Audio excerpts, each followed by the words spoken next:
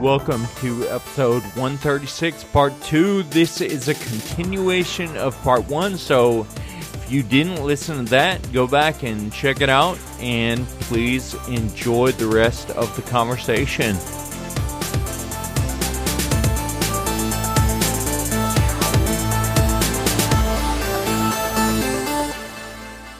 What do you think were the steps that got you on a different track? Because by all standards, you've got a great life right now, and I believe you would say that too, right? So it wasn't just overnight. Oh, Sure. Here we go, gonna be different. So what was kind of the steps to get there? Some of the big things that come to mind: counseling.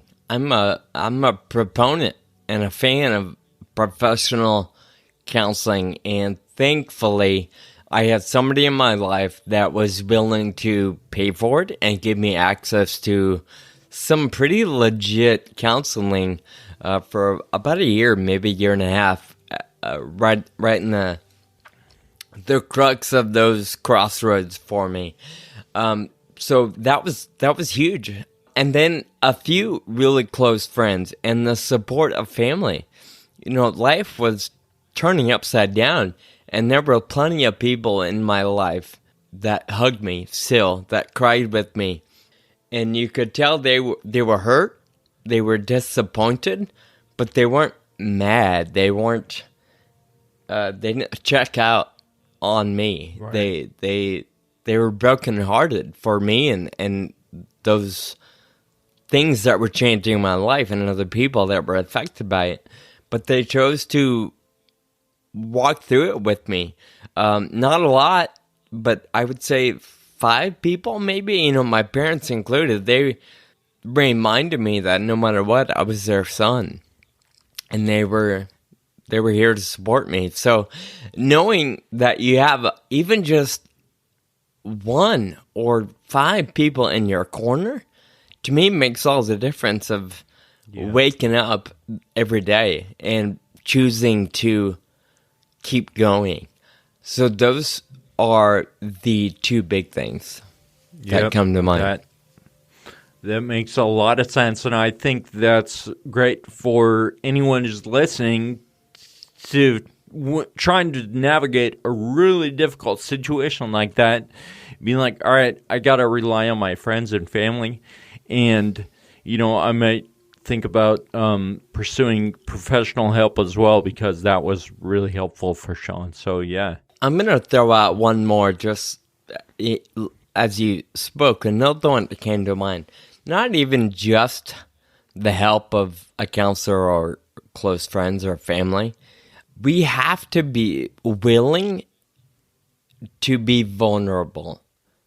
Yep. And that's a hard thing for a lot of us, right? I had to choose to talk openly and to share my heart and to share my process of working through the hard things. And if you're not willing to do that, it's going to be hard for anybody to keep helping you or anybody to keep supporting you, because they don't really know what the struggle is or what the challenge is or what the roadblock is that day or that week. So 3 things or what I'm going to end with there. I like it. Yeah, the vulnerable thing is huge, and it's really, really tough. I'm the worst at that. Yeah. And I know. I mean, the more we have conversations like this, the more comfortable we can. And hopefully it happens just by listening to conversations like this, too. And I'm going to give another life lesson. When I talk about vulnerability, I don't mean posting on social media that you're having a bad day. That is not being vulnerable. To me, vulnerability is having that 1 or 2 or 3 people that are in your corner no matter what, that you're open and honest with, that you're straightforward with. Talking about having a bad day on Instagram is completely different than having a broken heart because somebody yelled at you or broke up with you or, caused harm to you. There's value in being somewhat honest on social media, but it's a completely different level of vulnerability when You're able to cry through it with one person. And choosing to do so online, I think just sets us up for more pain. So I would caution you to be honest and integrous with who you are online, but maybe leave out some of the details. The whole world doesn't need to know exactly what's going on. Just close friends. Yeah, and being vulnerable doesn't mean just like letting down your guard and being like, screw it. Sure. You got to be really thoughtful, I think, to be effective at being vulnerable. And that's one thing that I know that I need to work on a lot is because I tend to disengage, you know. And so I just think it takes being really thoughtful about the things and the reasons that you expose whatever is going on in your head and your life.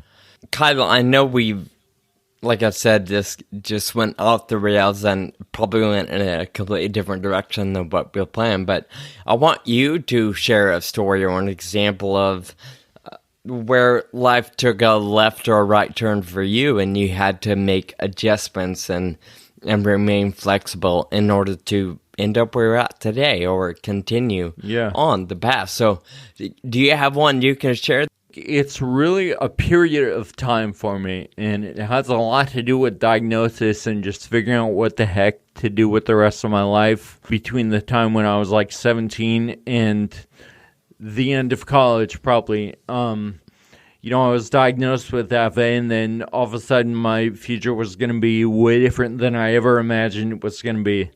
I had a really awesome girlfriend in college. She's still an awesome person. And, you know, when you have a connection that you feel really strongly about, you think way down the road, right? You start building this vision of how things are going to be. And for so many reasons, it didn't work out. And I guarantee there's almost everyone has this story, right? Yeah.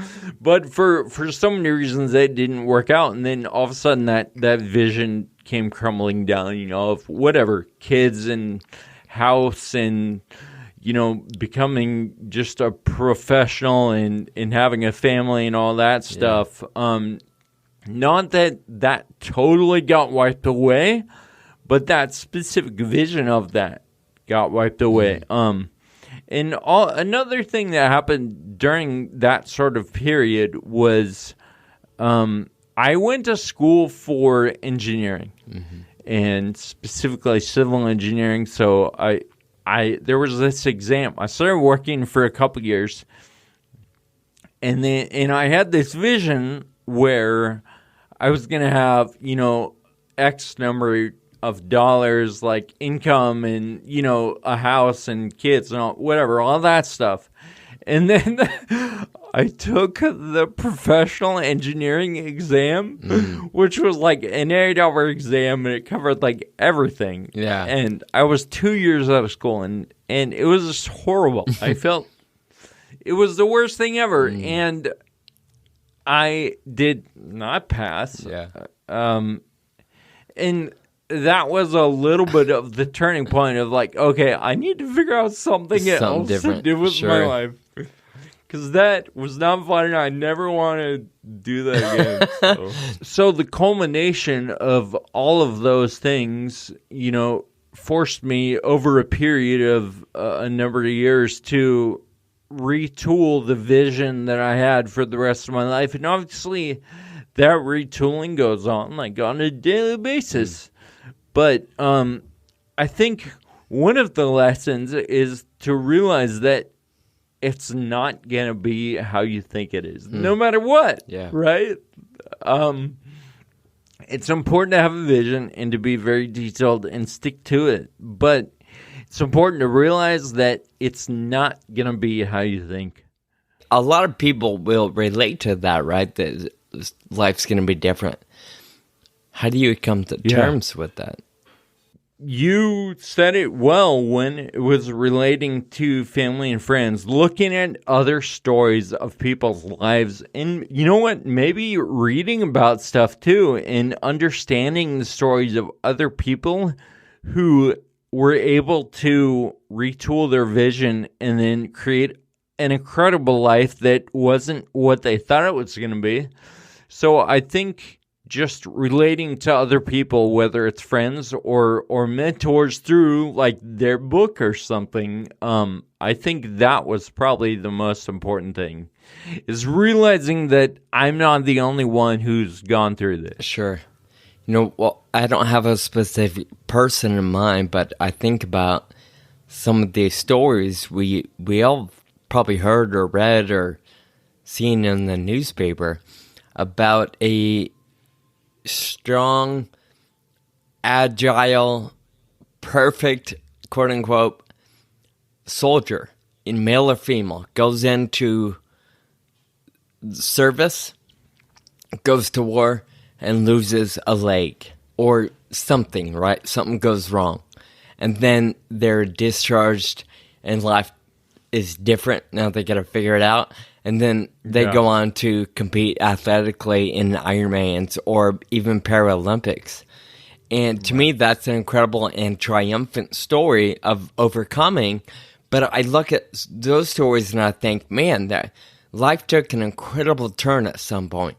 And they had to figure it out. So I don't know exactly how, and like I said, no specific individual comes to mind, but obviously it can be done. So when you talk about looking at other people's stories, you would think they have at least 1 or 3 steps that you might explore. So I like the suggestion of looking up other stories and figuring out what they did, right? Yeah.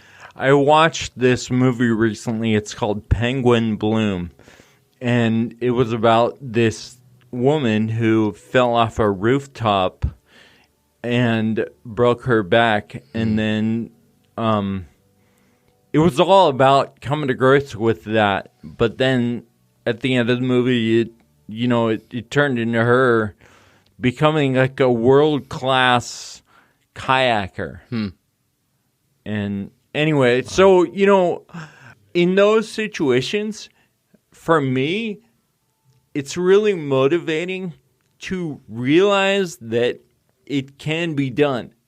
And there's 100 different stories, right, that we can look at to be like, you know what, it can be done. I can create a beautiful life out of this situation because somebody has done it before in even more difficult situation, more difficult circumstances.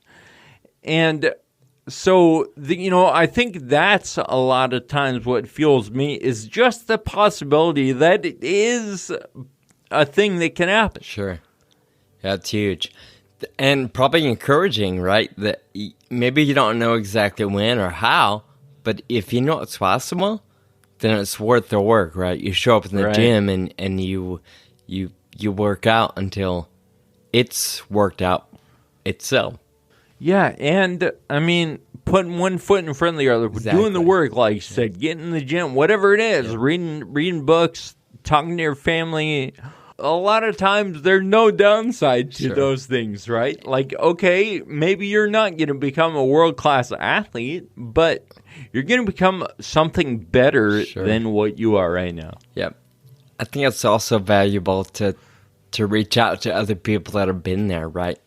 You and I, we're friends today because I knew you'd been there, and so I reached out like, hey, who are you and what do I do? And there's stories of that all over. Like we've had, I feel like every guest on our show has said, I reached out to a so-and-so and that led me to elsewhere and so and this thing. And now we're all finding ways to survive and thrive in the midst of our challenge or in the midst of our changed vision for life. Yeah. I do have a question, kind of a lighthearted way to wrap this up. Yeah. You had talked about the giant exam that you took and failed miserably at. I've always thought your decision to leave your career and go to work at Faro was kind of a noble decision. But now I'm starting to think it was a decision of prosperity, like it was your way of surviving. So can you maybe talk about that for a minute? Yeah, no, that's a good point. That's a very good observation, because I don't think I would have survived in a cubicle doing engineering work until now. But I remember having a conversation on the phone with my dad, because how stable is the income of like engineering versus nonprofit, right? Just thinking about those two areas, like they're totally opposite. I feel like in a lot of respects in the way we think about them. And so making that leap at the time was a big deal. Yeah. Because I was, in a sense, moving away from the stability of a known, like, all right, this is a good job that's recognized by society, and I could, like, build a career here, and jumping into the nonprofit world, a really young organization with amazing people, but also a lot of unknown. We didn't even have health insurance. Yeah. When I moved to Farah, I had to buy Cobra for like 2 years. It was definitely not a no-brainer at the time. Yeah. Well, I'm sure a lot of our listeners would agree they are grateful that you made that decision and that leap in life. So thank you on behalf of the world for doing that. Ride a taxi, as we know it, probably wouldn't be what it is today, Your book probably wouldn't be in existence, things like that. So certainly proud of you for realizing that money isn't everything in that decision. Stability and like taking a leap it's worth it. Yep. Agreed. All right, Kyle, we have taken this conversation all over the place, and I feel like we may have scratched the surface for a few other episodes, at least one or two. But let's wrap it up with our traditional thank you notes. Kyle and I both believe it's important to express gratitude and to be mindful of the things that are good in life. So we have made it a habit to express some form of thank you at the end of every show. So, Kyle, who or what are you saying thank you for or to today? I want to say thank you to my coworkers at Farah, and I think you probably have a similar situation, but it's just been crazy the last year trying to figure out schedules, who's going to cover this and that, because we have about half the people in the office at right now on a rotating basis, and schedules are crazy, and people are going this way and that, and not being able to come in, not being able to like have contact with each other, and everyone's just been flexible and able to make it happen, and I'm just grateful for that. Good. Well, my thank you, similar but slightly different. I am grateful for that hazard pay that so many different industries get, but mine in particular, it's kind of cool because, the grocery industry has been on fire for the last year, right? It's one of those where, everybody went out and bought toilet paper and dry beans and rice, and just, it's been an unprecedented year of blue or success, if you will, for the grocery industry. And right away, early on in the pandemic, there's concern, right? We're open and we're serving the public and we're handling people's money and we're in close proximity to 1,500 strangers every day. So there's concern, like, am I at risk here? Our CEO, also the owner, said, thank you for being willing to meet our guests' needs and to keep doing what you're doing. And at first it was, hey guys, thank you pay until the end of April. And then, as we all know, COVID didn't go away. So he said, okay, we're going to do it until the end of May. And then the end of May came and he said, end of July. And it was like, 1 month, 2 months, 3 months, and then it never ended. He said, okay, we're just going to do it through the end of the year. And he just came out again last week and said, we're going to go for another 3 months. So he's not obligated to do it, but the fact that he's willing to share the profit, and this is true for new hires. So I'm just grateful that it continues, that he's mindful, and that he's willing to just keep it up until either, everybody's vaccinated or things play down or the risk is not as great. So I'm thankful for the extra income throughout this whole process. Sounds like you work for an awesome company and an awesome CEO. Yeah, agreed. Sean, like you said, this conversation went so much further than we thought it was going to go, and I think it was really great. Thanks for being vulnerable with me as I try to be as vulnerable back, and thank you to our listeners for sticking around with us for this episode. We look forward to talking at you next week. Until then, keep living with urgency. Thank you for listening to the Two Disabled Dudes podcast. This show is possible with your support. Visit twodisableddudes.com to donate. Connect with us on Facebook, Twitter, and Instagram. And be sure to subscribe on your favorite podcast app.